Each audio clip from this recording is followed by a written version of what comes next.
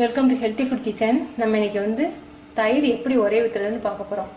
நிறைய பேர் கேட்டிருந்தாங்க, அதனால இப்போ தயிர் எப்படி ஒரே ஊத்துறதுன்னு காமிக்கிறேன். பால் வந்து தண்ணியே விடாம நம்ம வந்து காய்ச்சணும். நல்லா கெட்டி பாலா நம்ம காய்ச்சறதுனால தூர்ல வந்து பிடிச்சிரும். தூர்ல பிடிக்காம நல்லா கிண்டி விட்டுக்கோங்க. நல்லா பால் பொங்கி வர்ற அளவுக்கு காய்ச்சணும். அப்பதான் வந்து பால் நல்ல வாசமா தயிர் உங்களுக்கு ரொம்ப டேஸ்டா இருக்கும்.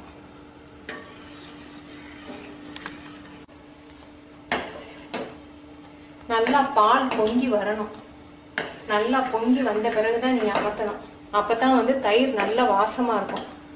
சரியா நீங்க பால் காய்ச்சலைனா தயிரை வந்து இப்படி எடுக்கும்போது நூல் மாதிரி வடியும். சரியா பால் காய்ச்சலைனா அந்த மாதிரி வடியும், இல்லாட்டி கொஞ்சம் ஸ்மெல் வரும்.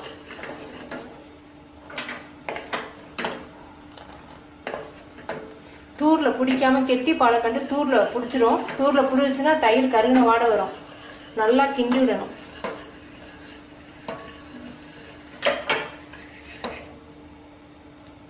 இப்போ அடுப்பு அமர்த்திட்டேன். நல்லா பால் ஆறணும். நான் 6 மாச குழந்தை குடிக்கிற அளவுக்கு லேசா வெதுவெதுன்னு சூடா இருக்கும்போது, வெதுவெதுன்னு 6 மாச குழந்தைக்கு எப்படி நீங்க கொடுப்பீங்க அந்த மாதிரி வெதுவெதுன்னு இருக்கணும். அப்ப வந்து நம்ம ஒரே ஊற்றணும். இப்ப வந்து பால் நல்லா ஆறட்டும். பால் நல்லா ஆறிடுச்சு. இப்ப நான் எப்படி ஒரே ஊத்துறதுன்னு சொல்றேன்.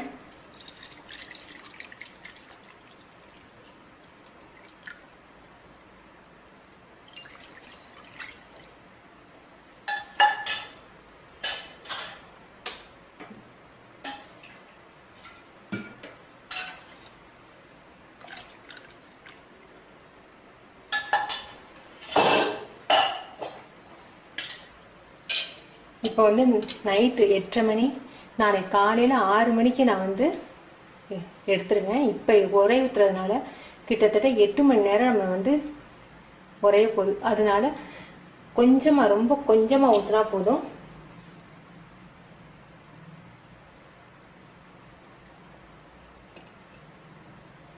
ரெண்டு டிராப் 3 டிராப் தான் ஊற்றிருக்கேன்.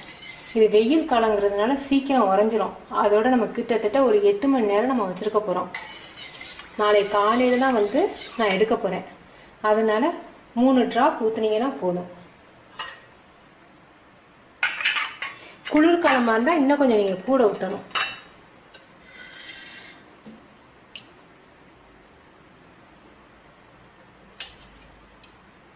எவ்வளவு எடுத்திருக்கேன்னு பாருங்க, எத்தனை டிராப்னு பாருங்க. 3 டிராப் தான் ஊற்றிருக்கேன். மண் பாத்திரத்தில் ஊற்றும்போது கொஞ்சம் கூட அப்படி அல்வா மாதிரி இருக்கும். தண்ணி சத்தெல்லாம் மண்பானம் உறிஞ்சிரும். அல்வா மாதிரி இருக்கும். ரொம்ப டேஸ்டாக நல்ல இனிப்பாகவும் இருக்கும். இதே வந்து நீங்கள் மார்னிங் 7 o'clock ஒரு 7, 8 மணிக்கு ஊற்றுறீங்கன்னு வச்சுக்கோங்க. அப்போ வந்து இது பத்தாது உங்களுக்கு. 3 டிராப் பத்தாது. ஒரு அரை ஸ்பூன் ஊற்றணும். இந்த அளவுக்கு ஊற்றணும்.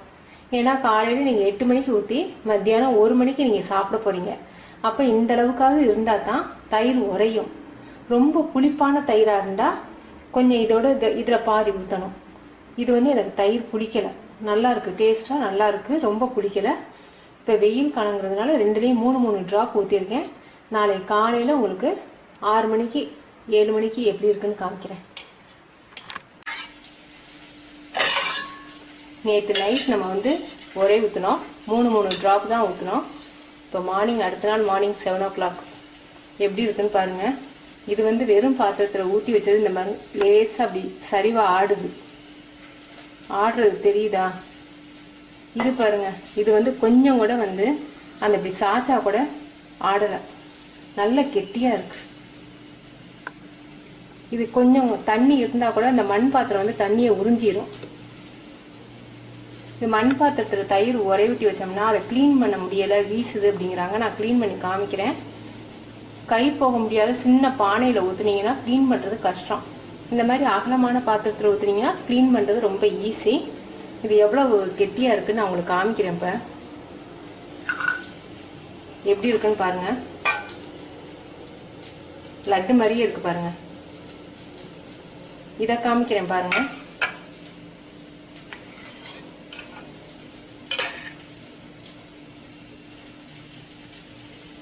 இது கொஞ்சம் ஆடுது பாருங்க, உடையுது பார்த்தீங்களா? பாத்திரத்தில் ஊற்றுனது உடையுது. இது அப்படி இருக்கும், லட்டு மாதிரியே இருக்கும். நீங்கள் செஞ்சு பாருங்கள். நான் பாத்திரத்தையும் உங்களுக்கு இப்போ க்ளீன் பண்ணி காமிக்கிறேன்.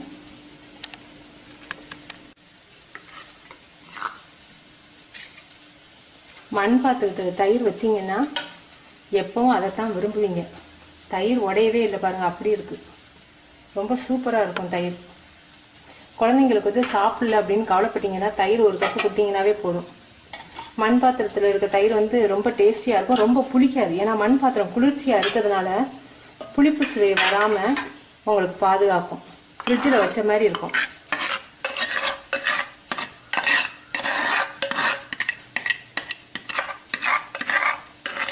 இப்போ இந்த பாத்திரத்தை உங்களுக்கு க்ளீன் பண்ணி காமிக்கிறேன்.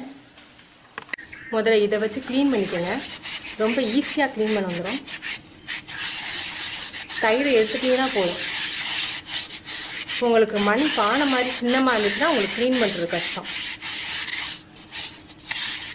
இப்போ இதை கழுவிக்கின்றோம். இப்போ லேசாக லிக்யூட் சேர்த்துக்குங்க. ஏற்கனவே நல்லா போயிருச்சு.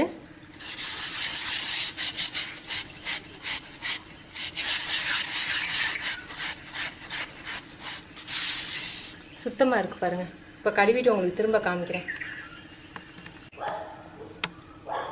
நல்லா க்ளீன் பண்ணியாச்சு.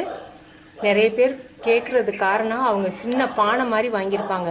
பானையாக இருந்தால் உள்ளே சரியாக அவங்க கை விட்டு க்ளீன் பண்ண முடியாது. இந்த மாதிரி அகலமான பாத்திரமாக மண் பாத்திரமாக வாங்கிக்கோங்க. நீங்கள் செஞ்சு பார்த்துட்டு உங்கள் கமெண்ட்ஸ் எனக்கு சொல்லுங்கள். தேங்க்யூ.